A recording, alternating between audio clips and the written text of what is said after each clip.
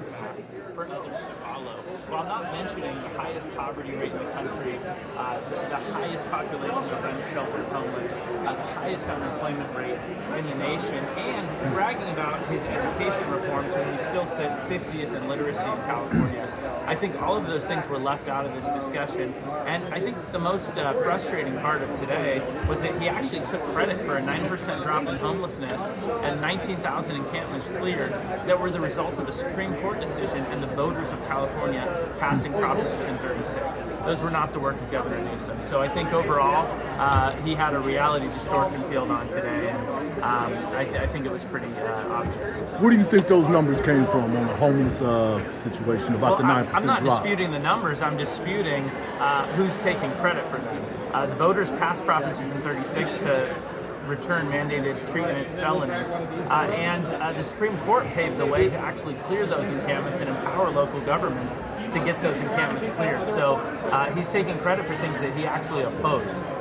Well, and to add on that as well, you look at the governor's tenure under executive leadership in the state. He came into office around 2008, and homelessness in the state of California was about 130,000. We're now at 180,000. So he's talking about a drop from an increase in homelessness that he's led over. You can't brag about those numbers. We've seen HUD statistics in other states that have actually lowered their homelessness and unsheltered. He is bragging about failing for the last 7 years and then taking some credit for a little bit better this last year. That is not realistic. More on the budget to come tomorrow, obviously. Can you guys talk about the lack of mention of the deficit situation that we are facing? And also, he did acknowledge that we have a surplus in tax revenue. He also did address the reserve situation as well, and that we have tapped into it in the past. So all about the budget. Can you address that, like both the deficit and the reserves? I think that's something that we all have to see. For the last 3 years, Governor Newsom has led a deficit budget. We have had to deal with deficit after deficit after deficit. And that's one area he can't blame President Trump for.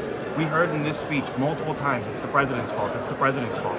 How do you blame somebody that's been in office for at least 1 year now when he has been in executive office in the state of California for 16 years and has led multiple deficits both under the Biden administration and now under the Trump administration? And when other states are posting surpluses and we're posting deficit, it proves it's a state leadership issue.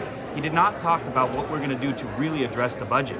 The holes that we have from the wild spending, that everybody gets everything. We've really got to rein in our spending issue. Californians really, they benefit despite, again, the bad policies and the failed leadership in this state. Okay, thank you. So I'm sorry to cut you All off. good. They just You're gave good. us a cue. We got That to was good. definitely